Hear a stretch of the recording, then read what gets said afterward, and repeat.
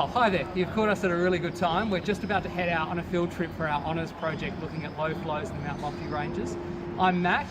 You're also going to be with Daniel, Marco, who you'll see a little bit later on, and Renee. We're looking at low flows in the Mount Lofty ranges and trying to measure those flows and quantify them.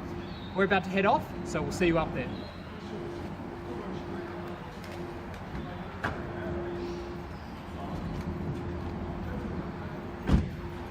Our field study is focused around Meadows, which is in the Adelaide Hills, and it's about 40 to 50 kilometres southeast of Adelaide.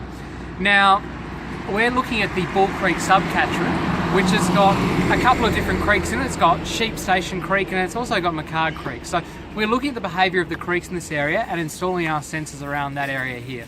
So our study is looking at recording flows in ephemeral streams, streams which don't always flow all the time. Now, you might have seen an ephemeral stream when you're driving through the hills or the country and you've driven over a bridge where there's no flow in the stream bed beneath.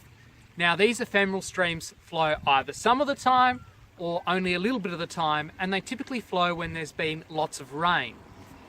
This is different to a perennial stream which flows all the time. And we don't have many perennial streams in Australia. We do have the Murray River, which has been turned into more of a perennial stream with the use of locks and dams and weirs.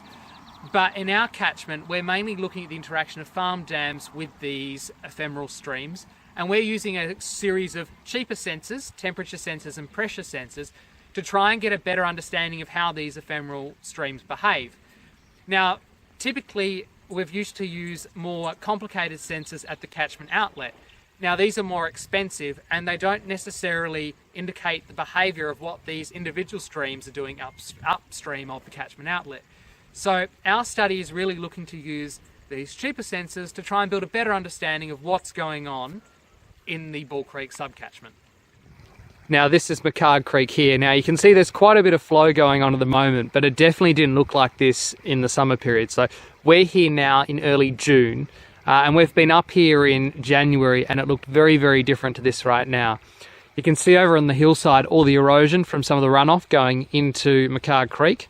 And you can see it's just come all the way down into the creek and it's flowing quite nicely at the moment, but it doesn't always look like this. Now, because Marco is a little bit more agile than the rest of us, he's managed to get down there and he's just collecting some temperature data from the temperature sensor that we have installed here. Now, part of our study, we're using two different types of sensors. We're using a temperature sensor and we're using a pressure sensor which records both water pressure to give us an indicator of water level and temperature. With the temperature sensors, of course, they're only able to give us an indication of temperature. Now, at the moment we have flow in this stream, so it's recording obviously water temperature, but if there is no flow, then the air temperature is recorded. So part of our study is to see if we can understand the difference between when a stream is flowing and not flowing based on water temperature. So this is another temperature sensor that we're doing right now. Now, Marco's actually getting data off this temperature sensor down here. So if you come forward, Woodsy, and just show us a little bit closer. So this is obviously what we use to log the data with. Now, the temperature sensor itself is actually quite small. It's still transferring right now. So once it stops flashing yellow and goes green, we're all good to go. It can take a little while to do though.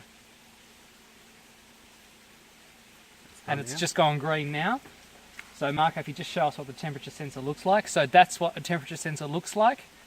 The pressure sensor is a little bit bigger than that, but they are quite small. Now obviously this one's a little bit easier to access and get to, as you saw a second ago. Sometimes they're a little bit harder to get to. And we'll show you some footage now of what it was when we were installing the water sensor down in Sheep Station Creek. This is too funny. Show me that, please. Yeah. Yes. It's crooked. I know.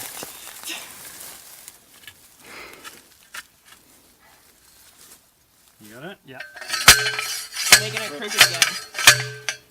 Let me You need to be where I am. 1 foot on each bank. 1 foot on each bank? Yeah, so there's a good spot here. There's a good spot there. I'm standing. Okay. I've got it. Michael, you alright? Do you know how it? Well, no, you can't really.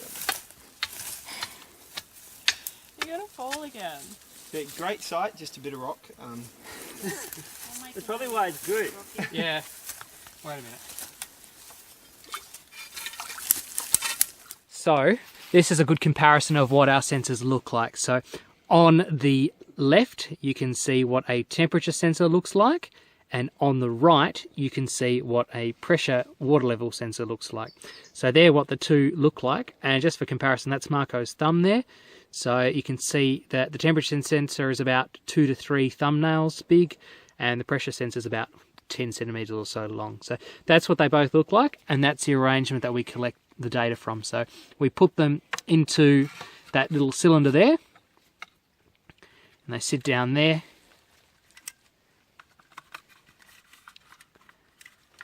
And then obviously we come along and collect data from them from there. So that's what the two different sensors look like. Not all the time does field work go to plan, obviously. We're dealing with the natural environment and there's many different variables that are involved here. So sometimes things go astray. Now, Woods, if you follow me down, you can just see, this is one of our test sites. So this is one of the earlier sensors that we installed. Marco's just going to pull it up. So Woods, if you come in just a touch more, you can just see that what's happened is it's rusted off. So our sensor is currently in the PVC pipe, but it has rusted off. So these are some of the things that we have to take into account when we're doing field work. And obviously we've got to assess how much these will impact on our results. This is a really good example of what's actually happened here. So as you can see, it has completely, that's all the silt buildup that you get going on. And the sensor is still inside, Marco, is it? Here it comes. So that's our sensor. So you can see there's a lot of silt build up, and obviously it's slid down, it's rusted off. So that's something we've got to take into account. That's quite impressive. This is the first time we've seen anything like this happen. And if you look inside, if you actually look inside the cylinder, let's have a look inside.